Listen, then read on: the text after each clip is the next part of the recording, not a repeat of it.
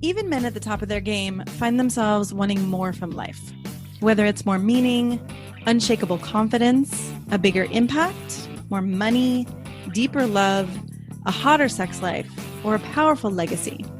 Find out how good your life can be on this episode of Man Alive. Also, as I've supported men in their love and work lives for 15 years now, many men ask for the right words to say to be more successful, attractive, and desirable. But I found it's not so simple as giving scripts or lines because every man is different. So giving words or scripts would be like giving a tall, thin man a shorter, wider man's pants, or vice versa. The words have to make sense for you and your personality, and there's so much happening beneath the surface that people are responding to. If you're interested in how to become a better lover and leader in your own unique way, go to shanajamescoaching.com/quiz, or you can text ALIVE to 44144. It only takes a couple minutes and you'll start to get an idea of how you can be both more respected and desired. After you fill it out, we can schedule a time to review your quiz and talk about your specific challenges and desires. So again, go to either shanajamescoaching.com/quiz or text ALIVE to 44144. That's ALIVE to 44144. Enjoy this episode of Man Alive. Hello, and welcome to this episode of Man Alive. I'm your host, Shana James, and I'm happy to be here in a special series of Man Alive that is highlighting the book I just published called Honest Sex. And I'm here with Zoë Kors, author of Radical Intimacy. Welcome, Zoë. Hi, Shana. So happy to be here. I'm so happy to have you here, and I feel like meeting you just like looking in a mirror and being like, oh my God. Okay, so if I hadn't written Honest Sex, I would have written Radical Intimacy, or not that I could do it the way you did it, right? You know, you have your own, I mean, you are just whip smart, deep, spiritual, sensual. I mean, there's everything. I admire you so much. And I'm so happy to be here with you to discuss radical intimacy. And I just want to be transparent and intimate with our audience by saying, like, 2 seconds ago, I was in tears, and I probably will this one, because this is really about being real and what gets to happen, what gets to be revealed when we're actually willing to be intimate with each other. So I think I would love to dive in with, you get to choose either a little bit of like how you define radical intimacy and or what got you to radical intimacy, and then you can do the other. Okay. First of all, I just want to say that everything that you feel towards me is 100% mutual. I met you and I was like, oh, I know you. You're me. Yeah. And I love your book. So yeah, I mean, I'll just sort of give a little piece about who I am and why I do what I do. I know we've been talking recently about the sort of like existential reckoning of who we are and what we're doing in the world. And I'm really feeling that right now, especially. I'm not quite sure when and why it started, but the earliest memory for me about like the importance of intimacy and radical intimacy, which to me includes a sort of raw, real honesty, right? Yeah. I was in first grade and I didn't like my teacher. I grew up in suburbs of New York City, and I went to public school, and my father was a teacher in the high school, an high school art teacher in the district. Yeah. So he knew a lot, and he actually started at the elementary school that I was attending at the time. Wow. He was already at the high school. But he knew the principal well, who pulled him from Connecticut, in it. So they were best buds. And I was in first grade, and I went to the first day or two of school, the first week of school. And I ended up coming home and saying to my parents, I don't like my teacher. I don't like my teacher. Yeah. She doesn't like me. And my parents said, being school teachers, my mom also a school teacher, said, that's not true. That's ridiculous. All teachers like all their students. It's not, that's part of their job to like their students. Huh. And I said, you know, that's not true. I love this. You as a 7-year-old, you're like, that's not true, actually. Yeah, yeah. I was 6 at the time, and 6. I was like, you know, that's not true. Like, I know you and your teachers, and I know that you might give everyone a fair chance, but I know that you like certain students much more than others. I That's a fact, and I don't like this teacher, and she doesn't like me. And I said, and she doesn't like herself. Wow. And they were like, okay, well, that's really hard to argue with. Yeah. And so we had like the discussion. I don't remember. I think the discussion must have gone on for a week or two. Yeah. Not long though. And they ended up switching me to a different teacher who was a family friend, and we knew her and loved her. And she was just the kind of warm, engaged teacher, that I wanted to be in her class or anybody else's class. We just knew that she was a great teacher and that I would really respond to her. So it was. And I think about that, and I think about moments in my life where I was a real like truth teller. I can see that from a very young age. Called people on there. And I think that must be a sort of a guiding principle. Later, when I was in college, I was at University of Pennsylvania, and I was diagnosed with Hodgkin's lymphoma. Oh, wow. So there's another sort of reckoning there with like, what is the truth? I in high school, I used to fall asleep to Alan Watts on the radio. Yes. So, there's a lot there. And I think, it's been a long circuitous path, but this idea of human connection and honesty and truth and depth and naming what is, I think it's just sort of in my DNA. It sounds somehow. like it. Yeah. And I just want to go in on the thread of naming what is, right? And intimacy and radical intimacy. I love that you call it radical intimacy, because I do think it is a radical act to be willing to show ourselves and to be willing to see someone else and not put someone in a box, not make it like, oh, well, you're showing me this part of you that's really tender, so now you're weak. Or you're showing me, this part of you, so you're an angry person, or I'm this way or that way. Like, there are so many tender parts. I mean, I feel like, I've been doing this work for 20, 30 years. There's a lot of witnessing capacity, mindfulness, consciousness.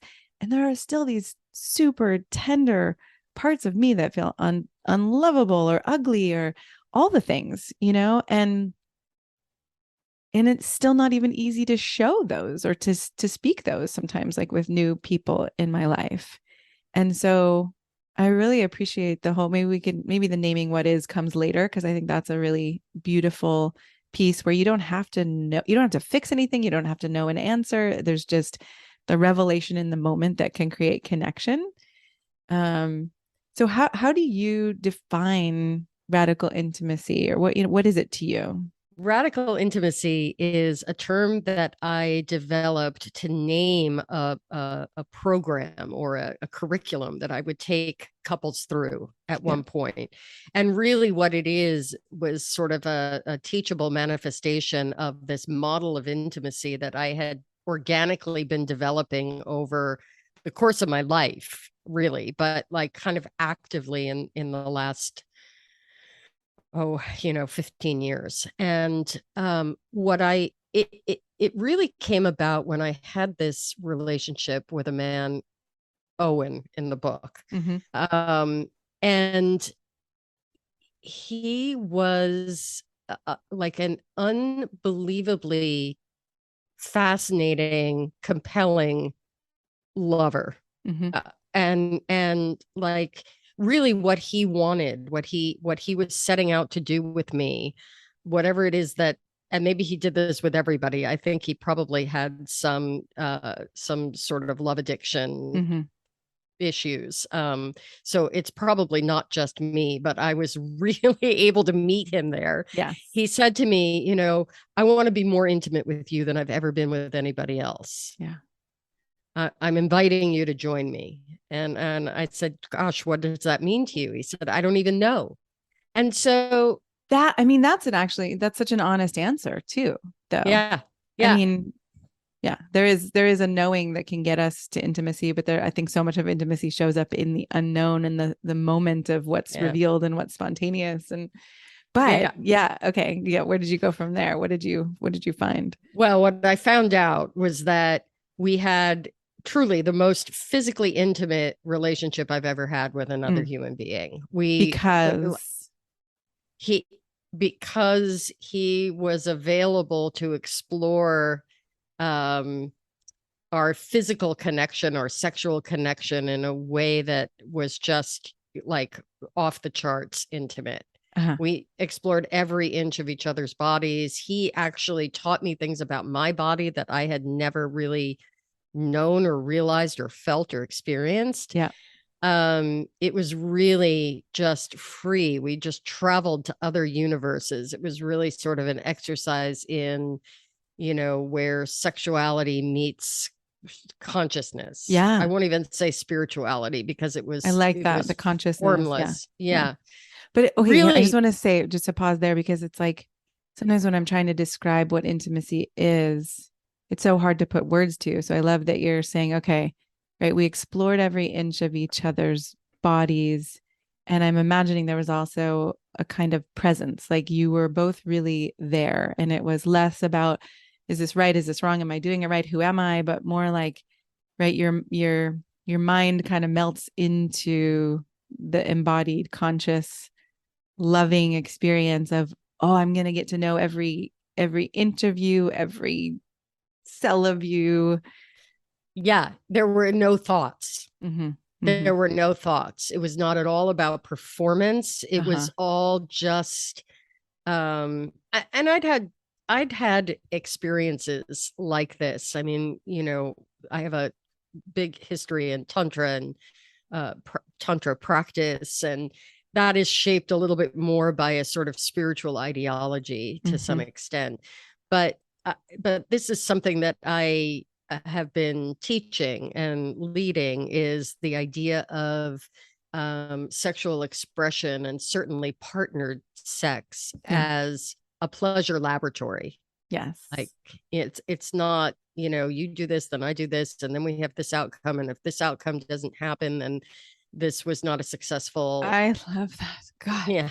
Right. That's how I wrote about sex in the book. Was it's not this goal oriented, we're trying to get somewhere, but it's like, right, it's an exploration of pleasure and how deeply we can connect in and create, whatever pleasure and intimacy is available. It's like I feel like we've had it's been so goal oriented, and nobody's taught us how to expand that. Or for most of us, for me, it took, a couple decades to learn that. Yeah. Yeah.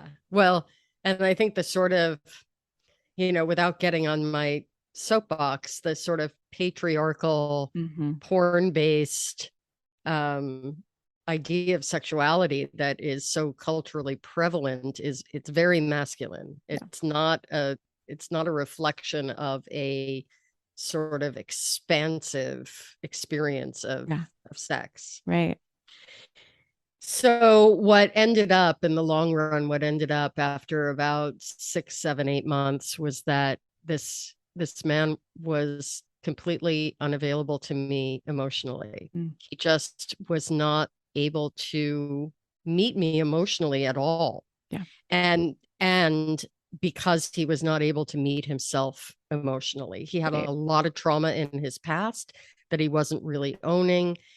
It was coming out sideways relationally. And I had to sit there and say, this is really the defining moment of making this distinction between, if he's physically, we're intimate, like there's no doubt about that. Right. Yeah. But if he's not emotionally intimate, but we're so connected in Yeah. those moments. What is that? So I Yes.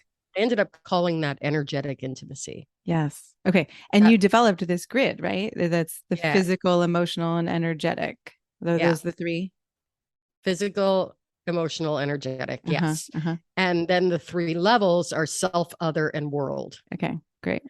So when you grid that out like a bingo card, Mm-hmm. you know, you end up with these 9 squares, these 9 areas of opportunity to cultivate intimacy. Yeah. And that looks like, you know, physical intimacy with self, physical intimacy with other, physical intimacy with the world. And in those 3 categories, those are your 9 areas. And so that framework is what I call radical intimacy. Beautiful. Right. Because I've had those experiences too, where I could be so physically intimate with someone or so emotionally intimate with someone and not physically intimate, or there's the energetic, I think physical and emotional are more in the norm. How do you describe energetic intimacy as different from physical or emotional? Yeah. So energetic intimacy is something, it's a connection that exists without words or touch. So you can look for that. When I do work with couples, a lot of times couples have they're dealing with desire discrepancy, for instance. So one partner they can only really enjoy sex or feel safe to open up to sex if there's a deep emotional connection and they feel seen and heard, right? Yeah. And they know how their partner feels, and where they stand. And then the other one, it's so often, and sometimes it runs on gender lines often, but not always at all. I'm a very physical woman. I identify as a woman, a cisgender woman, and I really want a physical connection in order to open up and be vulnerable emotionally. So there's that side of it. I don't feel safe to be vulnerable and open up unless we have a strong physical connection. Interesting. So when couples are dealing with that sort of conflict, they need different things. Yeah. Often energetic intimacy is neutral ground. So you can cultivate energetic intimacy and shared experiences, cook dinner together without a lot of, with really your focus on the task at hand without chatter about other things. Take a walk in the woods or outside or on the beach and really take in what's happening around you, watch a sunset together. Have those cultivate opportunities for shared experiences. And then when you take it into the bedroom, eye gazing, real presence with each other, as you described, that I'm right here with you, and we can just not talk. We can not even touch, but we can connect, eye gazing, and I see you. Yeah. Right. And that is really hard to explain too sometimes, because you can be looking into someone's eyes and they can be not there, right? They can be off on their grocery list or in their, self-reflective loops or whatever, or you can really be there and be together. And I love how that grid starts to help people understand and self-reflect on, okay, am I here energetically? Am I here? You also gave an example in the book where, if you walk into a room, I think you talked about with someone who is angry, but maybe you remember where you can feel the emotion, you can name the emotion, but you can also name the energy. And you gave another example of a woman wanting a lighter energy or a more vital energy in their sex life. Can you talk about some of those, the distinctions too between emotion and energy? In the book, I talk about a couple who is, they have very different styles, and there was a lot of talk about them just being really incompatible in the bedroom. They couldn't quite figure out how to meet each other's needs, how to meet each other in the bedroom, and it was causing a lot of emotional. They were both really angry and resentful, and other parts of their relationship were working. They felt they were very good co-parents is really what it was. They were excellent co-parents, but He had a lot of energy, and he was very chaotic, and his energy outside of the bedroom was chaotic. He would go food shopping at the supermarket and come home with all kinds of stuff, like a lot of impulse buying.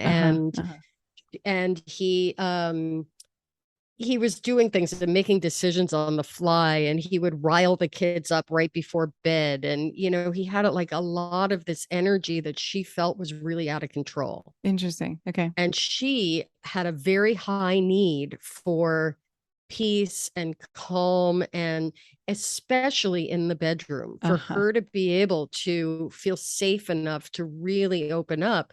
Yeah. She was fine when they agreed for her to dominate. But because then she was in control, right? That energy wasn't going to take over. Yes. And she could pace everything, and he could just receive. And that really worked for them. But there was a whole piece of their sort of sexual compatibility that was not being explored. And they wanted, if it's up to her, they're not going to have very much sex, and they're going to. So once we identified that she needed him to be more predictable or more control, to demonstrate that he had control of his energy, that he could relax and breathe into it and be a solid, safe container for her, then she could let go. And he experienced her as uptight and controlling and withholding. And once he understood what she needed to like kind of relax into that, I mean, she experienced herself as controlling. Right.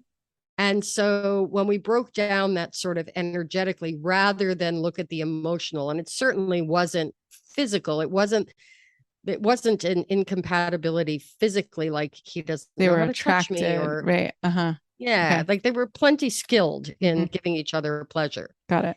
It was just sort of like more of an energy that needed to be cultivated between the two of them.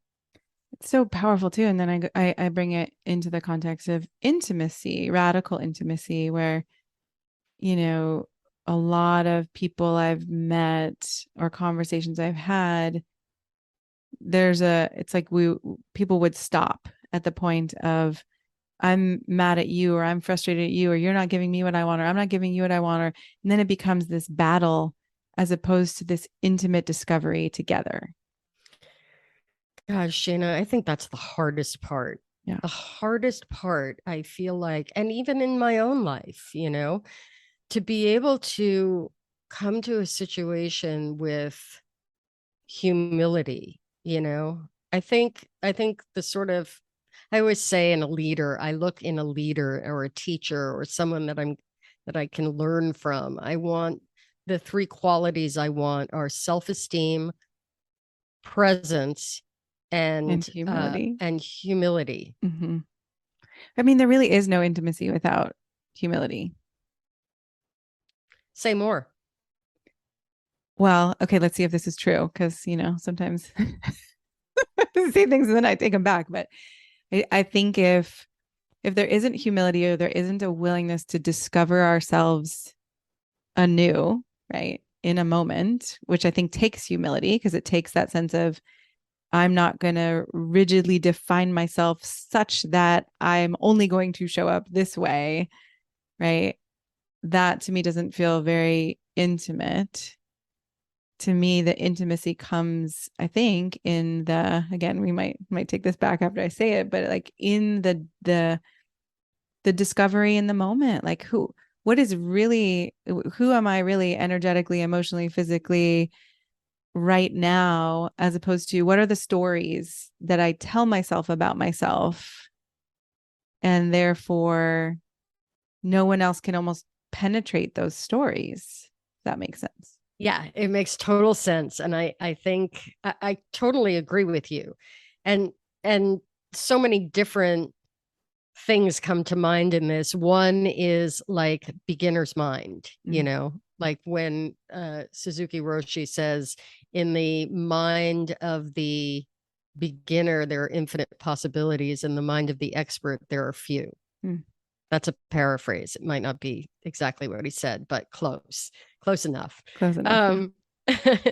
So it's like, yeah, the idea of beginner's mind, the idea of that innocence, the willingness to take away all the pretense, and as you said, the stories we tell ourselves about ourselves. And I always have to like laugh when someone says, not laugh at them, but chuckle knowingly, like when someone says, that's just the way I am. That's just how I am. Right.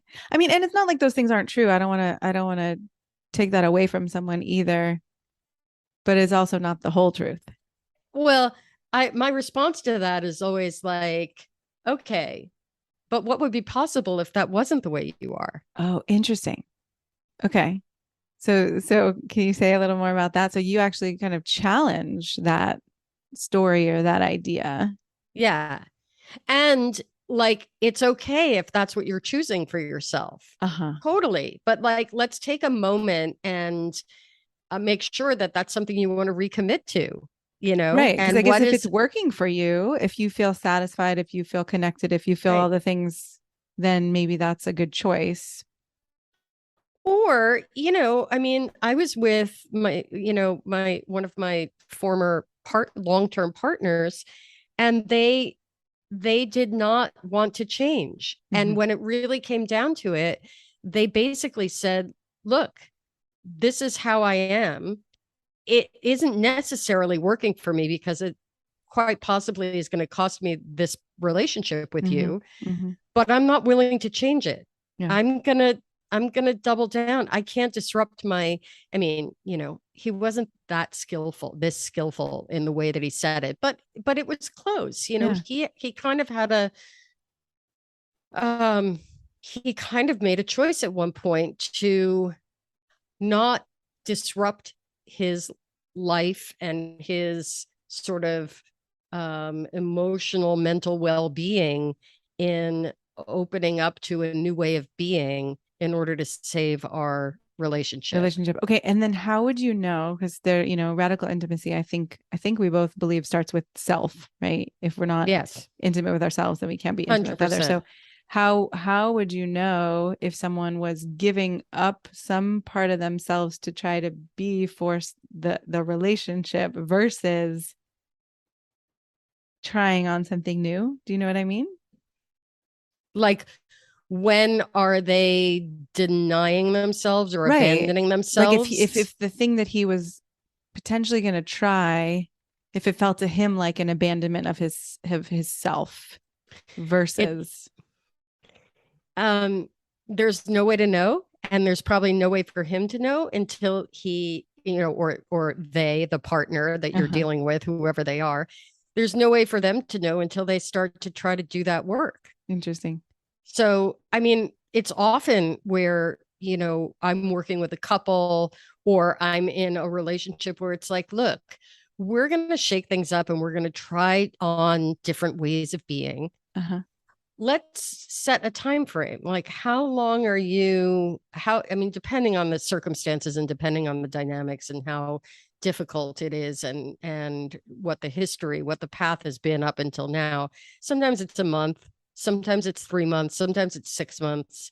It's like, okay, let's give this 6 months of trying to move through some changes and some different ways of being. And let's experiment with this and try to take care of ourselves and each other and lean into support and see what can happen. And let's check in with let's check in 3 months and see if we're willing to re-up for another 3 months. Yeah. I guess where my mind is going is like, the confusion in that I don't believe that radical intimacy is necessarily comfortable. I think a lot of times it can be uncomfortable. And so, right, I think where my mind is going is imagining a couple and imagining like when you're trying on something new, if there's a habit that has gotten you something, right, or like you've acted as I've been nice, I've been a pleaser because it's gotten me love.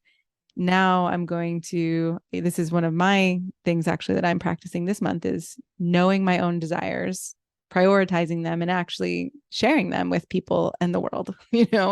It's not comfortable. And yet I can see some of, there are glimpses of, oh, there's like a revelation. And then there are the moments where it's like, oh, this is so horribly uncomfortable. And I start to cry and I feel terrified. Right. So if I were to take those terrified, teary moments as, well, that means this is bad, then I would give up right there. So it's confusing, right? It doesn't, to me, it doesn't seem. It's very confusing. And one of the chapters in my book, that I named it, Licking Honey from the Razor's Edge. I love that so much. That was my favorite. I remember texting you and being like, that is amazing. Well, so the whole phrase, this is a tantric phrase, a tantric concept. The whole phrase is licking honey. Like when life is good, when we're doing life right, it's like licking honey from the razor's edge and tasting the sweetness as it cuts us. Oh, God. Right. I know, I have goosebumps. Me too.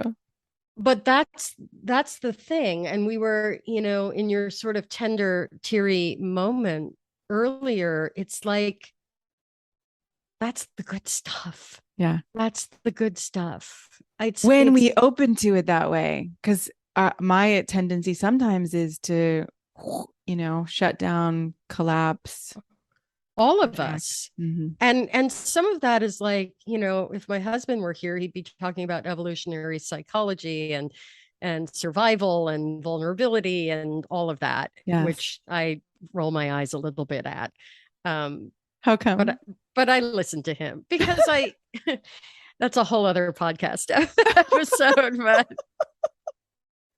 we're not cavemen anymore. And so I just feel as though, I don't necessarily love to lean into those kinds of like the justifications. Yeah, the justifications for unskillful behavior. Got it. Okay, that makes a lot of sense. Yeah. So so here's the thing. We have some myth in this culture, at least in the United States, where it's like, and this also might be, like full disclosure, I mentioned already, I'm like a white cisgender heterosexual, mostly woman. And, I have a certain degree of privilege, just sort of being born into the circumstances that I was born into. Yep. In what I observe in popular culture that I'm exposed to, that surrounds me, is a sort of entitlement to things feeling good. When people get sick, it's not fair. When people die unexpectedly, it's not fair. When, a tornado comes through, it's not fair. And that, all those things are terrible tragedies, really difficult parts of being human. And it's not that I'm cold or unfeeling, but the idea of like fair, like what's fair is that everything feels wonderful all the time. That's a very interesting proposal for life, and it's in those times when I look back, I'm a cancer survivor. I've been divorced twice. I'm a mother. I have had 20 or 21 surgeries in my life. Like I have a long health history. There are a lot of things that I could point to in my life that have been really difficult. Yeah.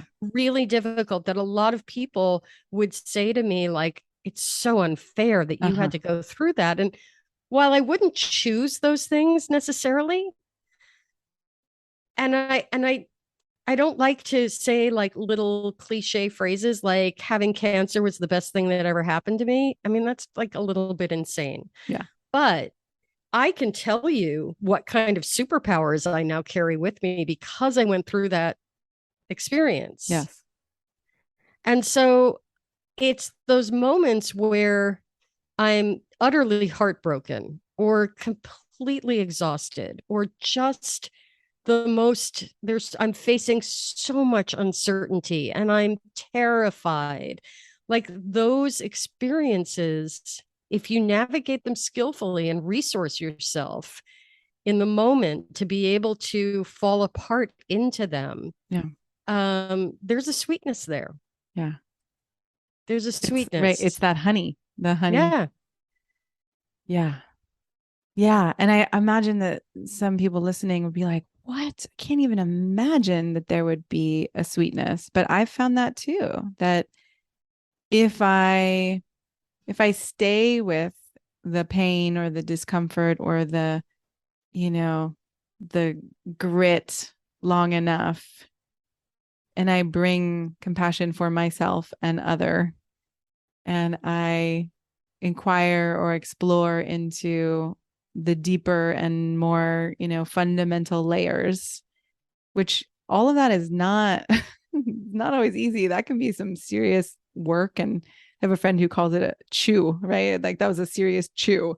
Right? Oh, I love that. I love that. It's like so much to digest. But so this is, I wouldn't, radical intimacy is not the easy path. It's not the easy road.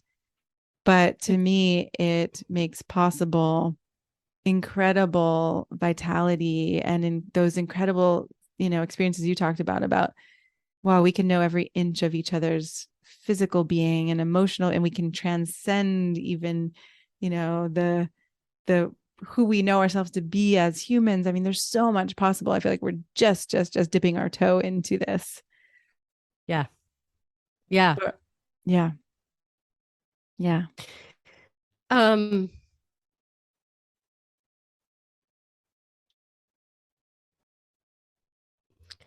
Yeah, this brings to mind that Pema Chodron quote.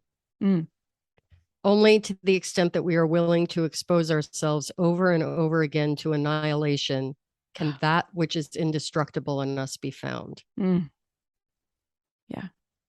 Right. Because people do have that sense of, I'm going to die. I'm going to die. Like it feels, and I have that too. It feels like death at times, or I'm going to die if I show you this part of myself. I'm going to die if you see this. I'm going to die if this is exposed.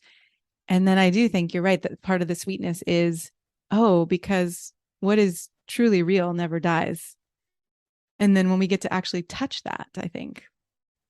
Right. And I mean, the ultimate, listen, you talk about like, the grand dame of shame, Brene Brown, her definition of shame as, the belief that we are so bad or broken that we're unworthy of love and belonging. Yeah. So when you expose something that you're holding shame around and you are accepted and not shunned, yes, you don't die, yeah, and everybody's okay, and you're still connected. Yeah. Like there's nothing more radically intimate than that. There's nothing more radically intimate than that. Yeah. In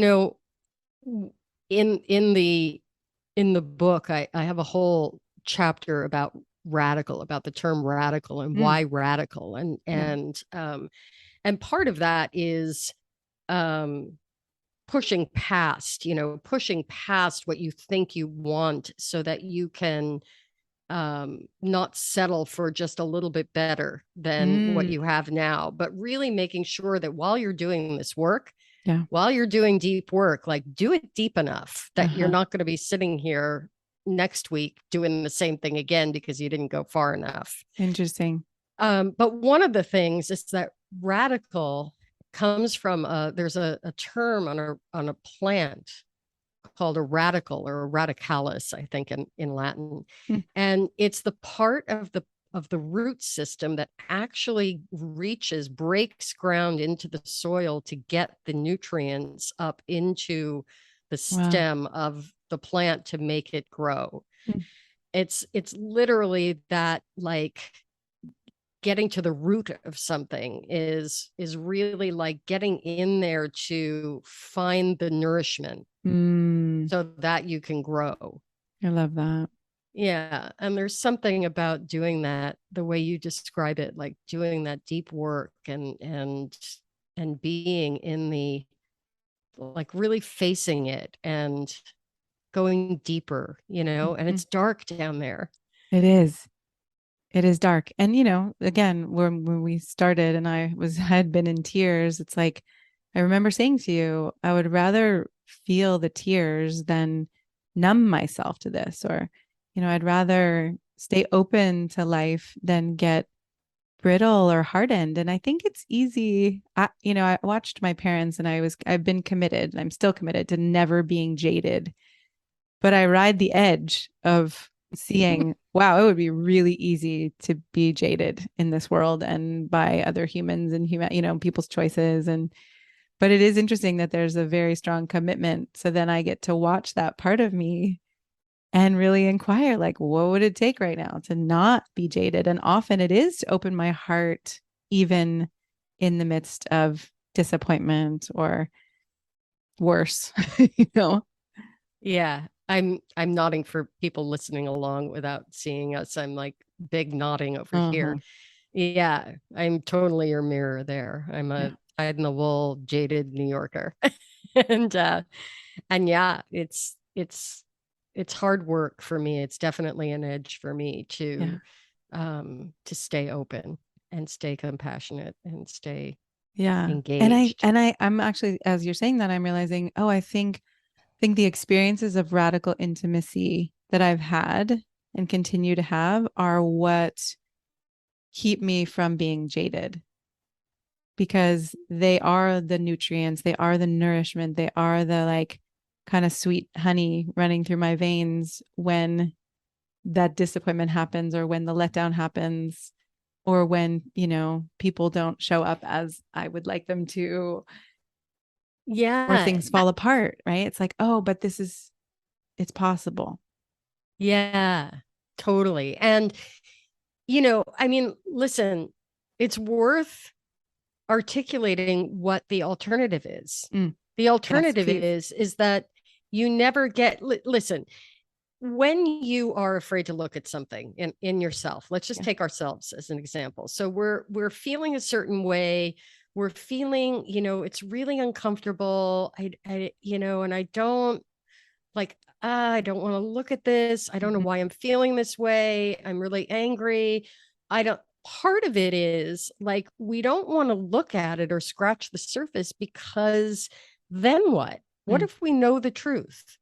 What if I discover that I'm so angry at my partner that like, I'm going to have to, or that I'm not happy about some dynamic of the relationship? Well, if I admit that to myself, then I'm going to have to take action on it.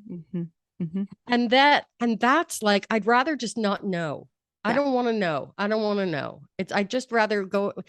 But we feel what we feel, whether we recognize it and articulate it anyway. So we can skim the surface of our lives, ignoring the fact that there's this big, muddy, messy bog underneath that's unpleasant. Yeah. But at some point, that's going to present itself. Right. Bog bubbles up. It's like, yes. And then what? Then you're letting that unconsciously drive you, and your actions and your words and your feelings and your lack of attraction and your everything, right? Or we can just be with it, see it ourselves, and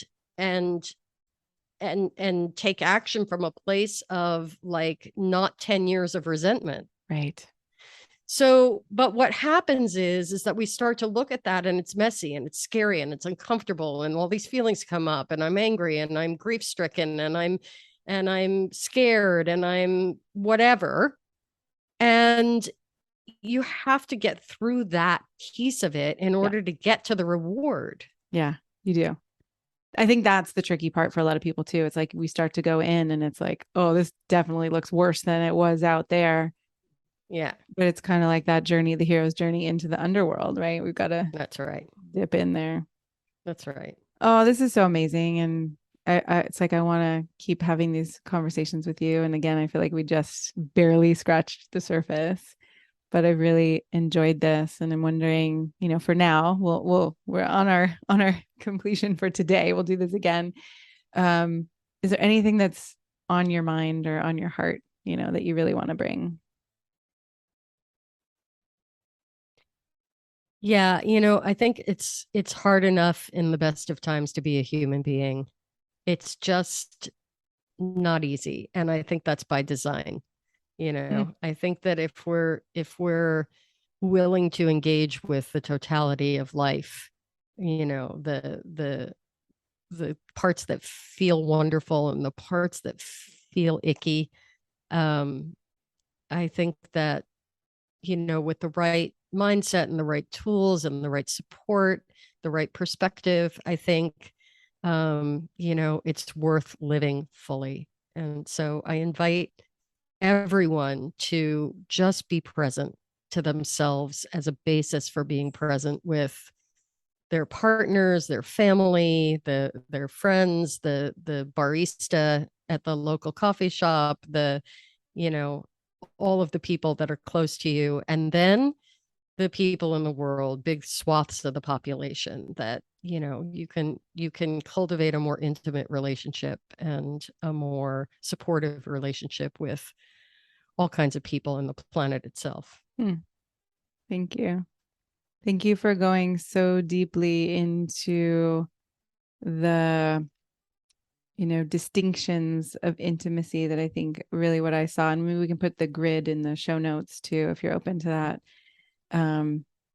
Yeah, I think a lot of people have this confusion and question, or, when someone says, I want you to be connected with me, or I want to feel you. And people are like, oh, I don't even know what that means. And then I feel ashamed, and then I feel bad. And I feel like your work is so powerful, in part because you've distilled, okay, these are the aspects of what it means to be intimate. And in the book, here's how you cultivate it. Here's how you cultivate it yourself. Here's how you cultivate it with others and the world, and energetically and physically and emotionally. And so I highly, highly recommend this book. It feels like a very powerful map. And I haven't seen a roadmap to intimacy or to radical intimacy. I feel like I've lived a lot of my life off the map, and, walking over through craters and mountains and being like, what's on the other side? Is anyone going to tell me? Is anyone could show me what, Yeah. and I feel like you have done that here. So I highly recommend listeners picking up a copy or listening on Audible or whatever. I listened to Audible with your voice, which was amazing. Radical intimacy. And thank you so much for being here today. Thank you, Shayna. It's really my pleasure. I'm a big fan of yours, and I can't wait to do some more of this. Me too. Thank you. I'm so glad you joined us for today's episode of Man Alive. I hope you enjoyed our conversation and it gave you something to consider and explore in your life. If you like what you heard, I'd be so grateful for you to subscribe and write a quick review that helps men like you find us. And again, head over to shaynajamescoaching.com/quiz or text the word ALIVE, ALIVE, to 44144 to get a sense of how you can become a better lover and leader. You'll start to see how you can be both more respected and desired in your unique and genuine way. If you don't feel as confident or as excited about life or love as you'd like to be, this quiz is a really great starting point and will guide you toward a more passionate love life and a more inspiring and successful career. So again, text ALIVE, ALIVE, to 44144 or head over to shaynajamescoaching.com/quiz. Join us each week for a new episode of Man Alive.